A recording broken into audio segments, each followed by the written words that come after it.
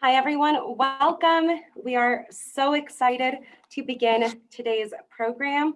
My name is Celine. I am a program specialist with the Denver Museum of Nature and Science.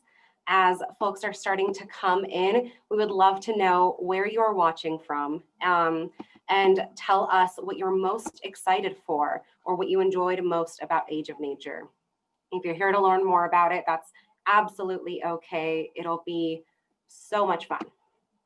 So without further ado, I would love to introduce today's panel moderator, Bianca Sheed. Bianca works as the Director of Global Strategic Communications at the Nature Conservatory and is joining us from London today. Bianca, take it away. Thank you so much, Celine, and thank you, DMNS, for your partnership and continued support of the Nature Conservancy. We're so excited to have everybody here for this virtual panel discussion on the Age of Nature, which is a three-part documentary series which aired on PBS this fall. I'd like first to introduce you to our panel of experts. Please join me in welcoming Bill Gardner, who is Vice President of Programming and Development at PBS, Giulio Boccaletti, Chief Strategy Officer at the Nature Conservancy and Age of Nature series consultant, Taylor Hawes, Colorado River Program Director at the Nature Conservancy, and James Hagadorn, Curator of Geology at Denver Museum of Nature and Science. Thank you all for being here today. Let's get stuck in. And Bill, I'm going to start with you. We are shortly going to be looking at the trailer of Age of Nature, but before we do, just tell us a little bit more about the series. Well, we're really excited about the Age of Nature. It really fits into one of our major strategies at PBS in the natural history and conservation space, in which we really try to focus on stories that put people in the picture. You know, one of Giulio's great lines, sorry, I'm going to steal it from you, Giulio, is that, nature isn't a theater. You know, it's not something you're looking at. It's something that we participate in. And to us, it's something that's really important to broadcast and have as an ethic in the content that we're doing in this space. And not just that, but to focus on stories that provide positive solutions to the challenges that we're facing in this space. You know, I think there's a lot of doom and gloom out there about what the state of the planet is and issues of climate change and so forth. But there's a lot of positive stories there too, where people are making a difference and coming together to do that. And so this series for us was something we commissioned to really highlight that, to focus on it, and to provide us, on top of that, many, many opportunities to do local engagement and outreach and work with partners such as the Nature Conservancy to take the content that's on the screen and take it down into the communities and straight out there so people can connect to it. Thanks, Bill. And now, without further ado, let's have a look at the gorgeous trailer to the Age of Nature.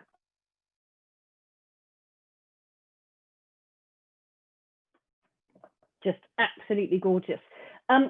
So, Bill, it aired in fall. What's the reception been like so far? Oh, it's been just spectacular. We've gotten great feedback from people who've watched it. And then beyond that, many of our local stations, similar to the TNC, is we have multiple local presences and stations who are able to do events and educational outreach initiatives around this to really, again, get people on the ground to be able to participate in it. And one of my favorite pieces of information about this is that we recently, about 2 weeks ago, I got an email where the UN wants to use some of the footage from this project to highlight some of the work of one of our participants in Dayak, a local Dayak activist named Emanuela Shinta, working to bring her community to the forefront of the efforts to fight climate change. And they want to use some of that story in their upcoming conference in Glasgow to highlight how there are opportunities to make a difference when you work with local communities to do it. That's a pretty ringing endorsement when the UN wants to use it. That's fantastic. So, Giulio, it's a three-part series and features a whole range of stories. And one of the stories features TNC, but only one. And so there was a question, why does TNC get involved in this series like The Age of Nature? And what's the value to conservation more broadly? Yeah, thanks, Bianca, and it's great to be here with all of you. So I think that the series captures really well what is going on in conservation more broadly, which is over the last 5-10 years, we've really come to realize that investing in nature is really about investing in our own security and investing in ourselves.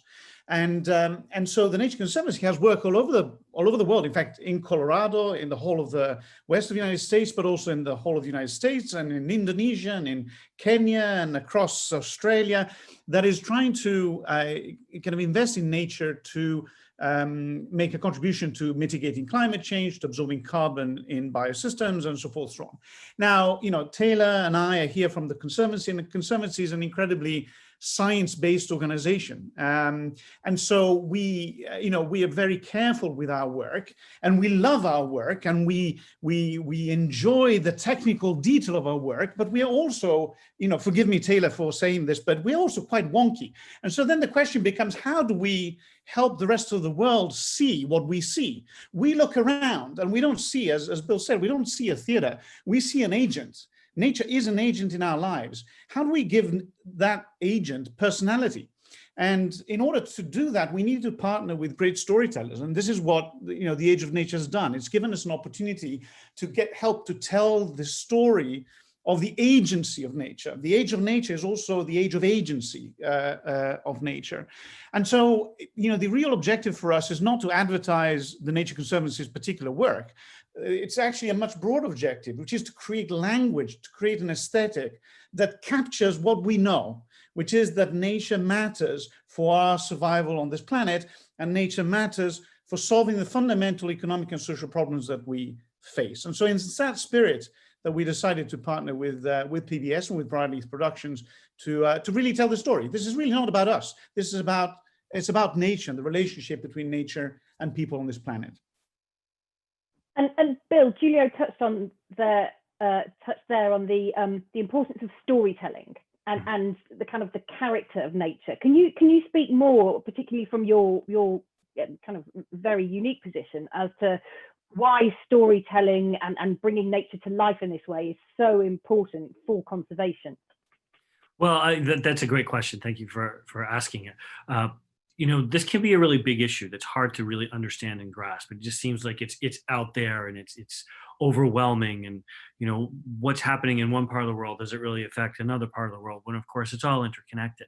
And the way that I think that it can really impact people who are reviewing this is to go through individual stories of everyday people on the ground as they're facing and dealing with these issues, and the ways that they're responding to them. We have stories about the collapse of fisheries in certain parts of the world and what can be done to address that. There's a sequence in the film, there's more than one sequence about this in the film, but particularly in Norway with the cod fisheries. I'm from Maine. The issue of fisheries is something I'm well aware of, and that's about shellfish and lobster and so forth, but some of the issues are very similar. And the more that one can connect emotionally with people that you identify with, the more then these issues become something that's just more graspable, and you realize what the solutions and interconnectivity can actually be. And I'm seeing some questions that are popping up about the interaction between economics and the environment. And I think so much of the discourse that goes on in the mainstream is that these things are in opposition, and they don't have to be. Most of the issues that we're facing with climate change and the state of global warming and so forth, they are the result of human activities. They're the result of choices that we made. Well, we have the power to make different kinds of choices that don't have to have a full sacrifice of the society and the world that we know right now. And by focusing on stories like this, where we see people being successful and leaning into things that have a benefit for themselves, then that provides some hope and some feeling that, maybe it's not just something you throw your hands up in the air about and just, feel bad and just want to watch horrible documentaries and make you feel worse, but rather do things that can help you feel inspired. And, Giulio and I have a lot of conversations about this, because what his work does is so additive to what we're trying to do about present the stories. Well, then he can take this, and organizations like yourselves and our stations can take this and then do something about it. Because it's one thing to be aware, for example, just pick one out of the hat, of what's going on in Unwire, and you need to protect it and so on and so forth. That's about public policy decisions about whether we're going to do something or not. And so at the end of the day, we have agency. I love that word. We have the ability to do something about it. And in my point of view, what my job is to tell stories that inspire people to actually go out and do that. Giulio, you're a scientist and chief strategy officer. And yet you are also really passionate about this storytelling. How did you come to that, and why do you feel that it's important from your perspective? Oh, we have a little video going. Storytelling, it's fundamental. I mean, I actually wrote a piece on the Nature magazine a few months ago about this, because there's a personal side and a kind of professional side. The professional side is simple. The biggest lever we have is changing people's minds. People's votes matter more than anything we can do. People's policy decisions matter more than anything we can do. So really, this is about building a vision, building a picture of what the future looks like that we can all sort of agree and kind of head towards, right? That is by far the most powerful lever we have. And then personally, I have to confess, I grew up, in the middle of Italy in a farmland surrounded by potato growers. And I didn't see a lot of nature. And so I grew up watching David Attenborough documentaries when I was a kid, and I loved them. But then as I grew older, I realized that they have a very peculiar feature, which is if you were an alien and you landed on the planet and you watched these blue chip documentaries about nature, you'd conclude nobody lives here. You'd conclude that the only things that are on this planet are the animals that are shown in these things, and there's nobody here. And in fact, I've now worked enough in the world to know that in fact, the problem is not nature over here and people over there, is how do we live together? And so I'm really passionate about this gap in storytelling that we need to close. We need to give people imagery and language and stories about people living in and with nature in modern society. And I think this story, this documentary does that. Incidentally, as does the work that Taylor does in Colorado, as does the work that a lot of my colleagues in Nature Conservancy and elsewhere do on a daily basis. We're going to go to another clip in a moment. Bill, I know this is one of your favorites. This is the Chinese restoration story. Can you tell us a little bit about it and tee it up for us? Sure. There's an area of China called the Los Plateau, and it's been, people have been living there for thousands of years.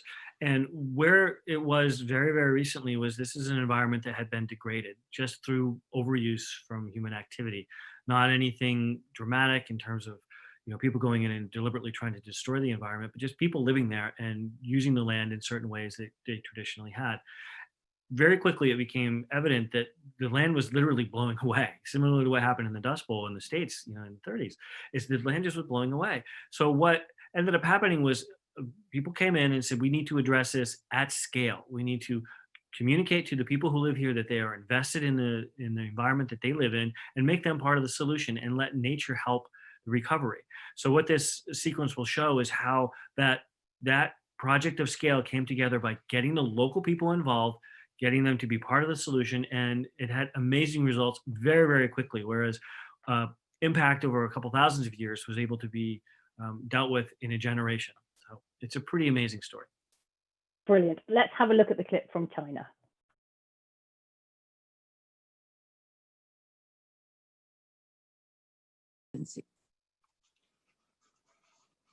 So there we saw it, China, an incredible restoration story.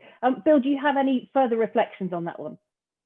Well, the point of that collective action can make an impact. Oftentimes it requires a social choice to do that. And these things are achievable if we decide we're going to do them. Yeah, really, really inspiring stuff. Now, we will soon be going to another clip, and this, I happen to know, is one of your favourites, Giulio, and not just because it features our lovely colleague Louise in Cape Town, but Cape Town was getting a whole load of publicity last year for all the wrong reasons as the city approached what was being called Day Zero when it ran out of water. So can you talk us through that and a bit more about the clip? Sure. So the clip is really important to us in a number of ways, not least the fact that it's the clip that represents the Nature Conservancy's work. And as you said, Louise Stafford, our colleague from South Africa, is in it, and you'll see her in a second. So the setup is actually tragic and simple. Cape Town is a city of about 4 million people, and it sits in a traditionally arid ecosystem that was heavily modified over the course of the 20th century.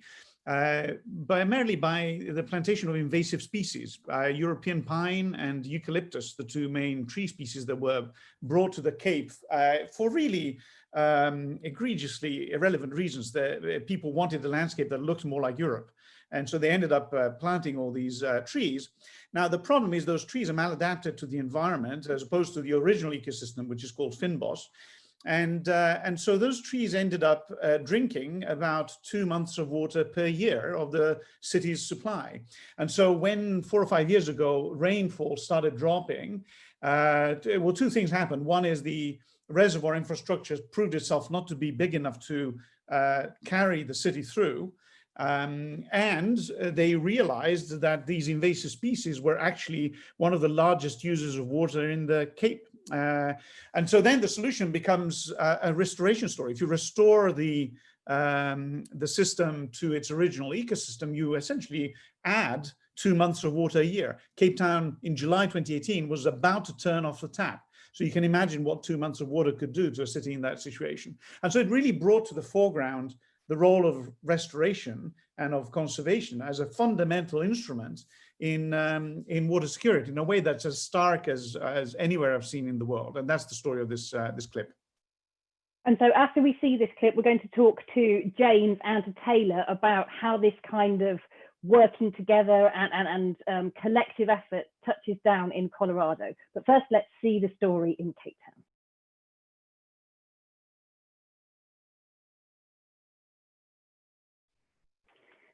And so, Taylor, coming to you now, of course, the Colorado River goes way beyond Colorado itself. Can you tell us about some of the work that the Nature Conservancy is doing on the river? And again, speak to the collective effort that's required to really preserve and protect these critically important watersheds. Yeah, thanks, Bianca, and thanks, everyone, for joining us today. We work across the entire Colorado River Basin, and we have to take different approaches for different challenges that we're facing. But one of my favorite examples of that's similar to what we're seeing here is where conservation groups, communities, and governments all come together to solve some of these very complex challenges is the cross-boundary work we've been doing in Mexico on the Colorado River. So Mexico's at the end of the line for the Colorado River. Often the river doesn't reach the sea anymore. And so we have been working as part of a coalition of groups that have come together with the U.S., with Mexico, with the community, with farmers, with cities in both countries to solve the challenges of climate change that are impacting this river. And so we've been involved over the last 10 years in working on 2 different treaty amendments that were targeted and aimed at figuring out things like how to share during times of shortage, how to help farmers modernize their infrastructure so we can be more efficient with our water, making sure that cities in the U.S. could kind of do some exchanges with Mexico to make their supplies last longer. But the example that just really resonates for me and is one of my favorite is that these agreements also had environmental benefits that were unheard of in the international river community. We dedicated water in both agreements to the environment to help bring back the delta. The Colorado River Delta used to be incredibly lush and green. Aldo Leopold talked about it in one of his short stories. And so it's now a desert. And so this agreement that we've been working on was able to bring water back to the Delta. But one of the things that kind of like the China clip that we just saw that was really powerful to me was that we start as part of this effort, and we're part of a group called Raise the River. It's a coalition of conservation organizations. We work to do restoration projects along the river channel to bring back life to this river. This is a critical stopover in the Pacific Flyway. And so we started these projects by, planting trees and helping restore this area and creating these kind of patchwork of stops for the birds. But what evolved was this incredible, there's so much wildlife, birds and other wildlife, but then the community really started to embrace this, and they started to come out to participate and enjoy. They've been volunteering, so they've really embraced these restoration areas as their own. They're really taking care of the properties, but they also bring their families out to enjoy. So it's really connecting all of these things together. So it's really been a local solution that was part of a much, much bigger regional effort to address climate change and water security, but with this real local benefit for the community. So I hope we're going to see more and more of these kinds of efforts. There's two things I love about that. I love the idea of nature being represented and actually being represented in the discussions and having a voice again. And that for me is very powerful. And then the community aspect. It's lovely to think about families. This is not just about huge scale things that are intangible, but it's a real impact on communities. And James, I was hoping you might be able to share some stories or a story of that kind of collaborative effort in Colorado or the West that speaks to that kind of success. Well, sure. I mean, I have 3 kids, all of which are in Zoom conferences right now in school. But, when we go up to the mountains or we're even playing in our yard, I think about, the air we breathe, the mountains we hike in, the water we drink. That's your water. That's your air. That's my air. That's all part of our collective community resource. And in a way, it's part of the yard, as my kids will understand, that we live in. And so it's up to us to take care of it, just as we would take care of our pet or our home or one another. And I think Colorado has a lot of great examples where we've actually done that successfully. And there's a lot of opportunity for more of that. And, I didn't grow up here, but I was really impressed when I moved here that, to be honest, the air in Denver was as clean as it was. Denver was widely known, for example, as a place that had what was called the brown cloud. And the brown cloud here never got to the levels of Mexico City or Los Angeles or some other basin-bounded cities. But Denver and the Front Range cleaned up the air here over a 30-year period voluntarily as a community through a variety of different approaches. And at the same time, the gross product coming out of the Front Range increased steadily over that time period. The number of people increased over that time period. The number of cars increased over that time period. And so to me, that's just a very quick example of how we were able as a community to increase the quality of a shared resource while at the same time increasing the number of people and activities in this area. And if we think about that, that happens with watersheds as well. Taylor, your examples made me immediately think of 2 recent examples in Colorado, one of which some of you might remember. Anyone here heard of Clear Creek, Colorado? Clear Creek runs from the mountains. Millions and millions of people drive by Clear Creek every day when they're driving up to the mountains. There's this giant red infrastructure on the right as you drive up the mountains called the Argo Mine and Mill. And for since about 1850 something, someone needs to check me on those numbers, maybe 100+ years, that place had been basically unknowingly, and in some cases knowingly, releasing a lot of contaminants, particularly waters enriched in metals, which are toxic to humans and animals and plants, into the streams. And so Clear Creek was the most unclear of the streams in Colorado, for, if I could say that, for a long time. It was yellow. It was nasty. You put your guppy in there, it dies, right? You drink it.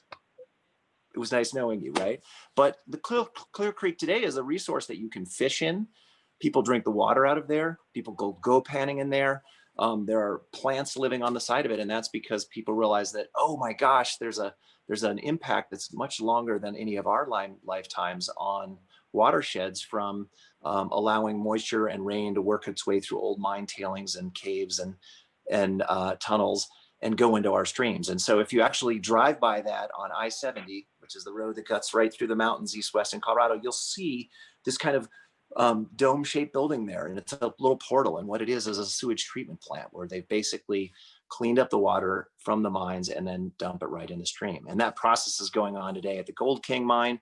The city of Aurora just bought a watershed out of a polluted mine down near Fairplay, which is just south of Pikes Peak, for those of you tuning in, not from, or right near Pikes Peak, just to the east of it, excuse me, not from Colorado. But, I love what people were saying earlier about how we have agency. As humans, we're different from termites and bees. We can change our trajectory and make our environment better. We can make it worse. we can leave it the same. And so the future is in all of our hands, and we have the tech.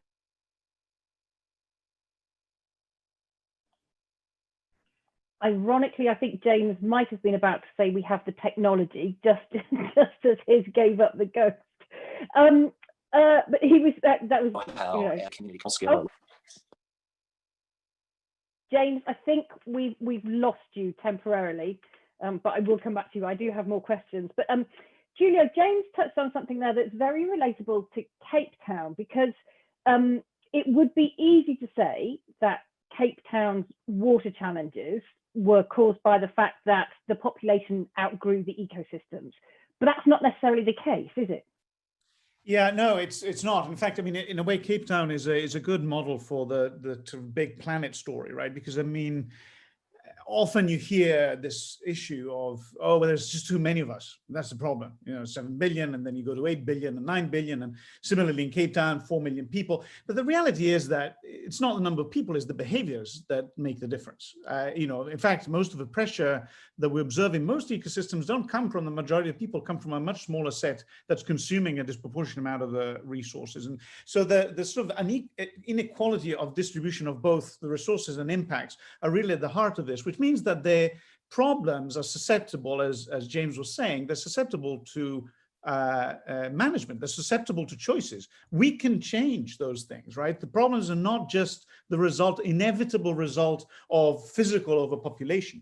The problem in Cape Town is not that there's 4 million people. The problem in Cape Town is that they didn't have the foresight to manage the ecosystem, you know, for the types of risks that they were facing, and frankly, that the climate is changing, right? So what they had planned 30 years ago is now no longer relevant because the Cape's climate is changing. But it's solvable. I mean, if there's one thing that I've taken away from this series, and that everybody probably will take away, is just the sheer number of examples from across the world where over and over and over and over and over again, the answer is a local community finds the answer in an ecosystem that's grounded there and that's solving a problem that other people experience, and they've scaled up, can have, you know, enormous impact at the national and international level. I mean, we have 30 plus examples in this series alone, and each one is sort of a real realization of the same thing.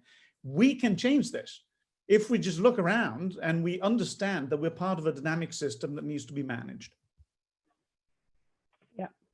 I have a few more questions left, and then we are really going to be opening up, and I'm going to lift on from the chat in a minute. But please, if you have questions for any of our panelists, pop them in the chat, and we will get to them. One that came in a bit earlier, Bill, I'm going to punt to you, and it's about the younger generation. You know, we've seen Greta Thunberg and her incredible work, and I get really inspired when I see how the students and younger generation are absolutely running with this and making demands of the kind of the powers that be, and say, do something for goodness sake, because we're going to inherit this planet, and we need you to govern it wisely now. How does that play out for PBS when you're thinking about programming and when you're thinking about storytelling for a younger generation? How does that influence your choices? Well, that has to do with the style of the approach. You know, what we found is our general content appeals to all ages and all audiences. They tend to get it in different ways, which is something I think we can all identify with. The linear television broadcast where you show in a certain time and day is kind of diminishing broadly. Especially younger audiences tend to do things in more of an on-demand or streaming environment, but they like the same stuff.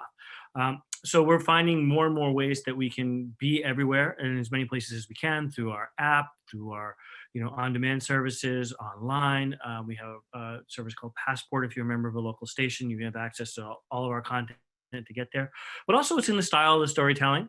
I think, as Giulio mentioned earlier, growing up, it was a Dawn from Cambridge or Oxford or Harvard or Princeton or wherever, just telling you how to feel about something.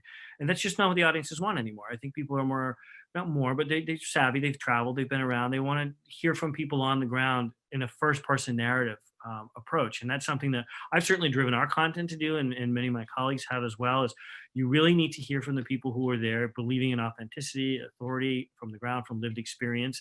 I think younger audiences, that's very important to them. I don't think that's a mystery.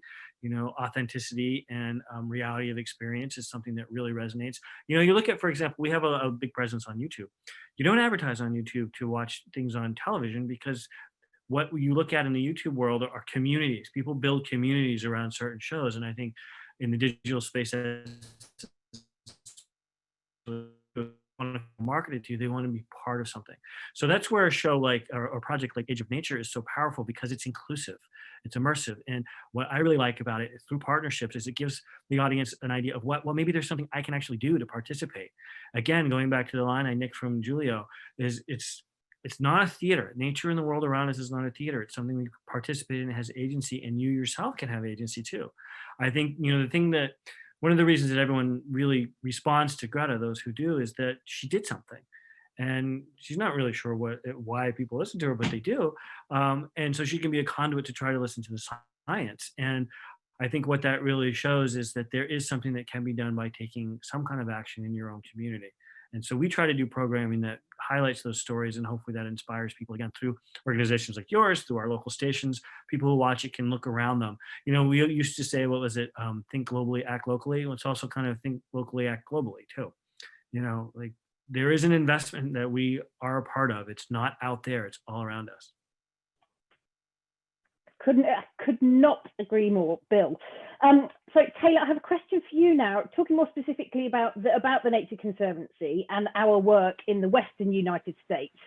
So Giulio reflected that, you know, Cape Town was built for a certain climate, and the climate has changed. And so this is obviously impacting all over the world. So what's the Nature Conservancy doing in the Western United States to address climate change and the impact of drought, for example? Yes, thank you so much. So as I think everyone watching this today knows, water is absolutely fundamental to all of us. Water is critical to people, to communities, to agriculture, to industry, to energy production, to nature. We all depend on it. And so our work in the West is really about making our rivers sustainable. We are feeling the impacts of climate change in the Western United States at an accelerated pace to much of the rest of the United States, and so we're feeling the effects on our rivers today. And so we're really working to work across all these different sectors to find solutions that work for not only our local community but for the region, and learn from each other on what works and what maybe doesn't. So our work, you know, as I mentioned, we work from the headwaters of the Colorado River all the way, you know, Wyoming and Colorado, all the way down to Mexico. And we have to work with numerous partners to find these solutions. And so you saw the clip about the Water Fund. And I think, you know, we don't have time to talk about all the kinds of examples of work we do, but we do have water funds here in the West as well. And the beauty of water funds is they can really be tailored to the circumstances of that particular community. They can be created in a way that just can be really community driven, which again, I think is the key to success in a lot of these endeavors. And so our work in the Yampa River is being financially supported. We've created this water fund that is financially being supported by the local community. This is on the Yampa River, which flows west out of Steamboat Springs towards the Utah border. So you can imagine you've got Steamboat Springs and ranching community and a big coal-fired power plant and a mine. So you've got lots of diverse interests, but they've all come together, and it's now being supported by the local community, the corporations like the ski area, Smart Wool, lots of different corporate interests, local businesses, recreational businesses, all of these different groups coming together, and philanthropy to create a funding source that can help us make this river sustainable. And so the kinds of things we're doing here in the Yampa are ensuring water security for the whole community, for the farmers, for the recreational economy, and just for the community in the river itself. We're also we're able to lease water, so we're using these funds to lease water to support the health of the river. As we feel more and more the impacts of climate change, we're going to be seeing lower flows in our rivers. And so this This will allow us to lease water from reservoirs upstream to keep river levels at a place that's good for the fish rather than letting them get too warm and too low. And then finally, we're able to do a lot of restoration projects with this work, both in the river itself, so creating really good habitat for fish and wildlife, but also that riparian corridor that's so important to all wildlife. So again, it's a kind of a locally driven, it's just one example of the kind of work we do, but it's been really inspiring to see the community come together in what might have otherwise been conflict and contention, but coming together to find solutions that work for all of them. This idea of community coming together is something we're all missing at the moment. Actually, you know, we're having to stay distant from one another. And James, we've had some questions from people who want to know what can they do, how can they get involved, particularly in Colorado, but any examples welcome, and other things that you can do when we are currently constrained by the pandemic.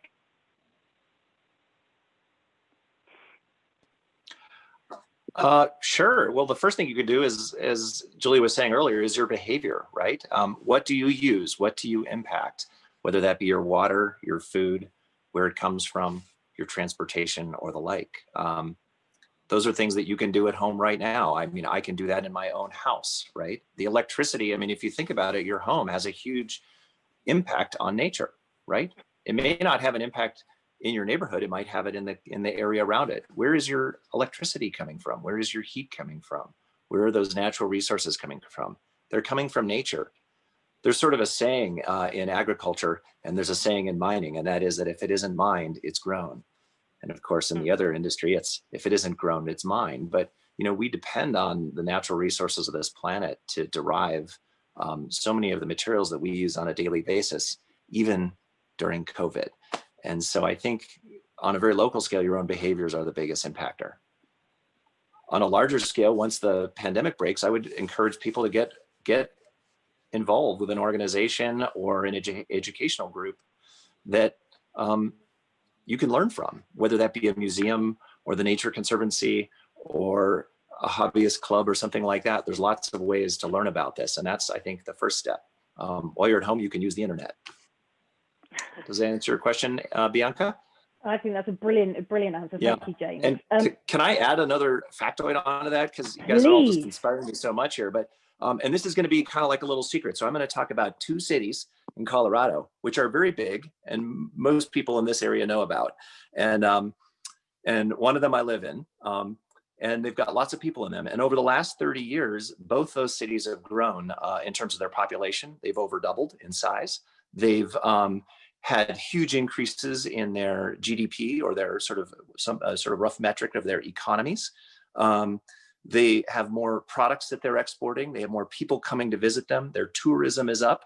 And these places aren't tiny little mountain towns that you think of in nature. These places are urban cities. And both those cities have the amount of green space in those, the urban green space or nature, if you will, has increased. And I know what everyone's thinking. I'm talking about the People's Republic of Boulder, right? Well, actually, I am talking about one of those, but guess what the other city is? Denver, the biggest metropolis in Colorado. So when we talk about agency, there's an example of a place that people have decided to change the trajectory of through their behavior and actions, and it occurs as a community. So anyways, hopefully that's helpful. That's brilliant. Thank you, James. Every day is a school day. This is why I love doing this kind of thing. Julia, I'm really sorry. I'm going to take you back to Cape Town because it's such a great story. And we caught a glimpse of the helicopters in action and people jumping out of helicopters. So what's actually happening on the ground? You know, we saw them chopping down a few trees, but what is the physical remedy that's happening there in Cape Town? Sure. Well, so the team, the watershed is pretty large, and there are a number of. You can imagine it's a bit like the area around where Taylor works. The geology is quite fragmented, and it's very localized. Which parts of the landscape are most important for the contribution of water? So where do you worry most about invasive species, right? And so they've been targeting a number of watersheds around Cape Town, and they're making a very material impact on the water supply of the city.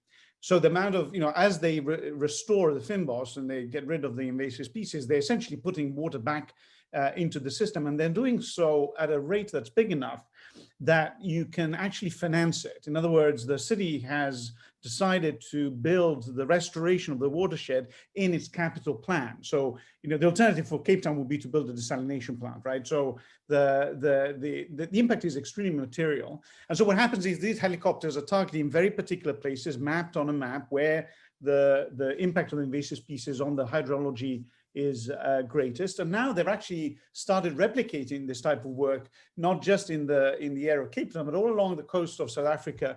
And they've been even looking at other parts of the interior of South Africa to apply this kind of work. And as Taylor was pointing out, in truth, this model where you kind of imagine, people living in cities and communities realizing that nature is actually part of their utility system, right? And therefore deserves to be invested in, just like you would invest in a reservoir, you'd invest in a piece of security infrastructure. Well, that's happening all over the place. The Nature Conservancy is doing this in at least a dozen places in the United States, of which Colorado is one. And then it's doing it in about 30 different places across the world. And so it's really scaling. But let me just add one thing, Bianca. I just wanted to go back to this point of we're all remote, because one of the reasons the work with PBS is so interesting to me is that not only there's the series that reaches people, but then PBS Learning Media produces lesson plans for kids, right? And those lesson plans, you can imagine in a world in which kids are at home Zooming because of the pandemic, those lesson plans become incredibly important. And we've had experience in the past with another series where, with a series like this, you can reach 500,000 to 1 million kids, which means that you reach on average 1 million to 1.5 million parents and siblings. And we know from work that we did 5 years ago, Stella Cha did 5 years ago on another series, that kids that take lesson plans associated with these kinds of series then discuss the topics at the dinner table, right? And teachers that use these lesson plans then are able to engage the students in a very different way. And so the value of this for us is not just the storytelling, it's also all the ancillary media assets that enable us to engage the full kind of spectrum of age groups in a way that we usually wouldn't be able to access. And I understand that when lockdown first started happening around the world, PBS saw a huge increase in the number of people accessing the online learning tools, which is, it's a very sad situation that got us there, but great that we are able to create things that are really relevant and compelling for kids. Bill, so we've talked about the kids, we've talked about the students, and we've talked about how PBS and programming more generally is really trying to engage with the younger audience. But reflecting back over your career, have you seen natural history programming changing and evolving, and what's the direction of travel? Absolutely, it really has. It kind of goes back to what both Giulio and I alluded to earlier. I think that there's more of a desire to get out into the world and see how it works and how it functions, as opposed to just like watching it as entertainment. But how it's made is changing dramatically, especially over the last few years. Natural history was very expensive to make because it took a long time to get behaviors and so forth, and the cameras had to be really, really fancy, and it was hard to get access to places. But as the world has gotten smaller and technology has gotten more affordable, it's just been democratized as to who's telling the stories and how you can actually get them out there. There's an enormous level of interest in seeing this kind of content. And from a programming perspective, this is an interesting one, but language is less of a barrier because of the stories that are there. More audiences, more broad-based audiences will gravitate to the similar type of programming because it doesn't matter what language it's really originally filmed in. That's not what's driving it, right? And I think what's really exciting very recently, and there are organizations who are working really hard at this, and again goes to some of the ethic of why we chose the stories we told and won't really gravitate to this series, is who's telling them. There's a real movement very recently in the natural history and conservation world to get the people with agency on the ground, the owners of the story, the people that you're talking to be from those local communities. It's less about parachuting people in from the UK or the US to tell us what to feel, but to experience what it's like to go through these stories from the people who are there. And I certainly welcome that. I think it's really important, not just to make better stories, it's just the right thing to do. So I think you're seeing a lot of really transformative types of storytelling going on as the industry evolves and there's more people in it. There's more than one way to tell these stories, and we're seeing more and more of those. There's also a lot more of human-animal interaction stories that are coming about. You know, the things that are really getting attention right now, whether it's on Netflix or PBS or Apple or what have you, it's characters in the animal kingdom that we study for a long time. We have some things coming up, for example, and others have done this, where we're following the life story of lion pride or charismatic megafauna like an elephant that we've been able to capture filmically for years and years, and you can tell this longer story, and through that you can kind of tell the stories of conservation and how the world has impacted them. So I think under the lockdown, everybody's watching more TV, but certainly in general in the genre itself, there's just more and more entry points to how people want to access this content, and it's exploding. One of the cool things that I discovered not long after I joined the Nature Conservancy was the concept of the virtual field trip, which is just such a brilliant idea, giving students all around the world access to a live exploration of a particular ecosystem. That gets me so excited, particularly as I have a 6-year-old son who's really into this kind of thing. Now, Taylor, question for you, and you did address this in the chat, but I'd love you to be able to expand on this a bit more about the potential work that needs to be done to offset some of the beetle kill impacts in the region. Yes, thank you. So many of us, especially if you live anywhere in the Western United States, experienced just an incredible fire season this year. And passing all sorts of records. And we do have a lot of beetle kill that has come from, frankly, decades of maybe not the best management practices, but also drought and warming climate here. So those beetles haven't been killed, and they've been able to do a lot of damage. So our forests are really impacted. And I think crisis is often an opportunity. And this is, if we're talking about examples from the film where we're thinking about where is that intersection between community and policy and, the win-win-win-win, the co-benefits, I think forest work is, and making our forests healthier, is a real opportunity in the West because there's so many people who are invested in this. It impacts these communities that are living, are surrounded by forest and they're impacted by these fires. We're also seeing an impact to water quality as well as quantity from these fires. And then obviously there's the climate mitigation and adaptation aspect of this. So I think this is one where we will probably see a shift and maybe a synergy of groups coming together to work in a different way than they have in the past, or at least that's my hope, and that we can start to just address this wildfire and forest health issue in a more proactive way going forward. Thanks, Taylor.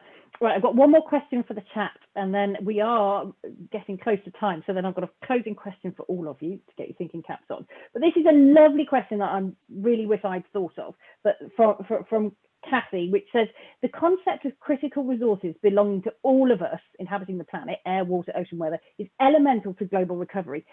Giulio, is this idea of this shared resource, shared responsibility, is this idea and this kind of philosophy gaining a foothold, do you think? Well, yes, in that, well, there's two parts to the answer. I mean, I think the rhetoric around shared resources and shared values has been going on for some time now. For a while, one could be a little cynical about it because lots of people fill their mouths with words about improvements, but the fact of the matter is that if you were sitting on the moon and you looked at the planet with a pair of binoculars, you could see that we're not doing very well. Now, at the same time, though, I think what's happening, which is new, is that there are more and more and more of the instances that were documented in this series. In other words, there's this kind of magic source which puts together people working on globally relevant issues, but mobilizing the geography and the particular place where they live. Place matters in the end.